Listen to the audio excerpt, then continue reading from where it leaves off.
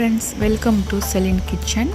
இன்றைக்கி நம்ம வந்து முருங்கைக்காய் சாம்பார் எப்படி செய்யலாம்னு சொல்லி பார்க்கலாம் வாங்க. ரொம்ப ஈஸியான மெத்தடில் செய்யலாம் வாங்க. பருப்பு வந்து நான் துவரம் பருப்பு வந்து நான் பெருங்காயம், மஞ்சத்தூள், பூண்டு வந்து 3 பூண்டு பல், கொஞ்சம் எண்ணெய் வச்சு நான் வந்து வேக வச்சுட்டு 3 விசில் வேக வச்சு நான் எடுத்துகிட்டேன். நான் ஆக்சுவலாக அந்த வீடியோ எடுக்கலை, இது வேக வச்சது. அதுக்கப்புறம் ஒரு ஆனியனை வந்து நான் சாப் பண்ணி உள்ளே போட்டிருக்கேன். இப்போது ஒரு சில்லி நான் உள்ளே போடுறேன். உங்களுக்கு காரம் அதிகம் வேணும்னா நீங்கள் 2-3 சில்லி ஆட் பண்ணிக்கோங்க. எனக்கு நான் மசாலா தூள் போடுவேன், அதில் ஆட் பண்ணிப்பேன். இப்போ முருங்கைக்காய் வந்து நான் நறுக்கி வச்சுருக்கேன். இப்போ வந்து அதையும் சேர்ந்து அது கூட போட்டுடலாம். முருங்கைக்காவை கட் பண்ணி வச்சுருக்க முருங்கைக்காவை வந்து நம்ம அது கூட ஆட் பண்ணிடலாம். இப்போ ஒரு தக்காளி ஆட் பண்ணிக்கலாம். அப்புறம் பார்த்திங்க அப்படின்னா நம்ம வந்து உங்களுக்கு காரத்துக்கு தேவையான அளவுக்கு சாம்பார் தூள் வந்து யூஸ் பண்ணிக்கோங்க. நான் வந்து 4 டேபிள் ஸ்பூன் போடுறேன். உங்களுக்கு எவ்வளோ காரம் தேவையோ அதுக்கு தகுந்த மாதிரி நீங்கள் ஆட் பண்ணிக்கோங்க. அடுத்து ஒரு table spoon coriander powder add பண்ணிடுங்க. கொத்தமல்லி பவுடர் வந்து ஒரு டேபிள் ஸ்பூன் வந்து ஆட் பண்ணிடுங்க.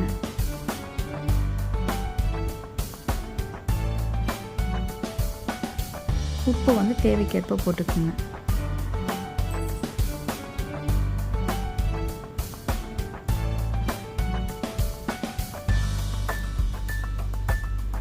கொஞ்சமாக ஆயில், நான் ஆல்ரெடி வந்து பருப்பு வேக வைக்கும்போது கொஞ்சம் ஆயில் ஊற்றிருக்கேன். இப்போ மறுபடியும் கொஞ்சம் வந்து ஆயில் சேர்த்துக்குங்க. அப்போ தான் கொஞ்சம் டேஸ்ட்டாக இருக்கும், அதனால தான் ஆட் பண்ணுறேன். தேவைக்கேற்ப தண்ணி ஊற்றிக்குங்க. உங்களுக்கு எவ்வளோ குழம்பு வேணுமோ அதுக்கு தகுந்த மாதிரி நீங்கள் தண்ணி ஊற்றிக்கிங்க. எவ்வளோ தண்ணி தேவையோ அதுக்கு தகுந்த மாதிரி ஊற்றிக்குங்க. ஆனால் ரொம்பவும் தண்ணியாகவும் போகக்கூடாது, ரொம்பவும் திக்காகவும் இல்லாமல் அந்த கன்சிஸ்டன்சி ரொம்ப முக்கியம், அதை பார்த்துக்குங்க. இப்போது அடுத்து வந்து நல்லா மிக்ஸ் பண்ணி விட்ருங்க.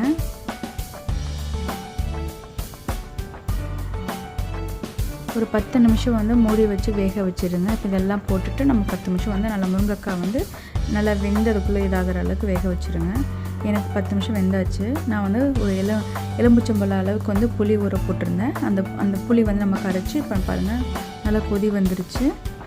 10 நிமிஷம் ஆயிடுச்சு, ஒரு நல்லா கொதி வந்துச்சு. இப்போ நம்ம அந்த புளியை வந்து கரைச்சி உள்ளே ஊற்றிடலாம்.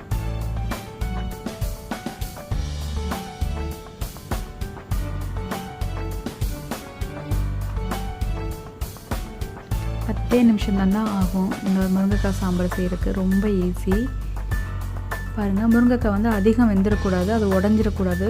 முருங்கைக்காய் சாம்பார் செய்யும்போது வேறு எந்த காயும் போடக்கூடாது. அந்த முருங்கைக்காய் மட்டும்தான் யூஸ் பண்ணணும். அப்போ தான் அந்த முருங்கைக்காயோட ஸ்மெல்லு அந்த சாம்பார் வந்து நல்லாயிருக்கும். முருங்கைக்காய் சாம்பாருங்கிறது தனியாக ஸ்பெசிஃபிக்காக நம்மளுக்கு தெரியும். புளி ஊற்றினதுக்கப்புறம் அதை ஒரு கொதி விட்டுடலாம். அது கொஞ்சம் நல்லா கொதிச்சதுக்கப்புறம் நம்ம வந்து தாளித்து போட்டுடலாம். இப்போ தாளித்து கொட்டிருக்கேன் என்னென்னு சொல்லி பார்க்கணுங்கன்னா, நான் வந்து கடுகு வந்து ஒரு டேபிள் ஸ்பூன் எடுத்து வச்சுருக்கேன். கடுகு கொஞ்சம் அதிகமாகவே எடுத்து வச்சுக்கோங்க, அப்போ தான் நல்லா வாசனையாக இருக்கும். அடுத்து பார்த்திங்கன்னா கொஞ்சமாக உளுந்து, அப்புறம் பார்த்திங்கன்னா சீரகம் கொஞ்சம்,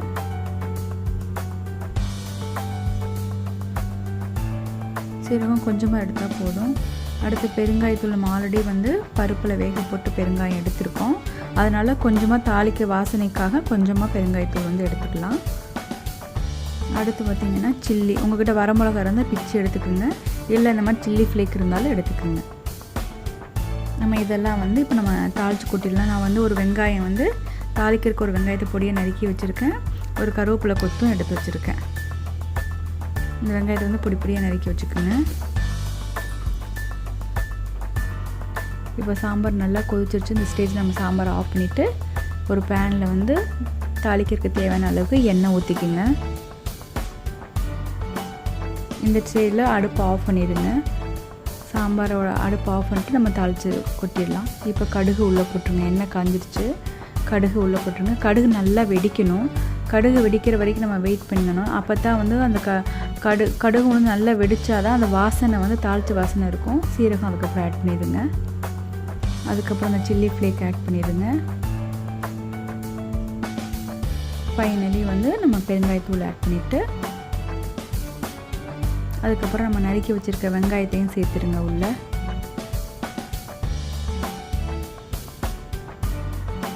கடைசியாக வந்து கருவேப்பிலை கொத்து நம்ம சேர்த்துப்போம்.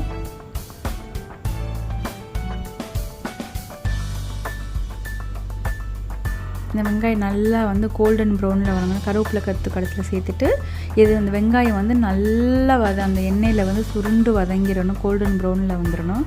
அதுக்கப்புறம் சாம்பாரில் வந்து ஆட் பண்ணிடுங்க. அந்த தாளித்த வாசனை தாங்க அந்த சாம்பார் வந்து சாப்பிட தூண்டும். ஸோ தாளிக்கிறது வந்து ரொம்ப முக்கியம். தாளிப்பு நல்லா தாளிச்சு எப்போவுமே இது பண்ணணும்.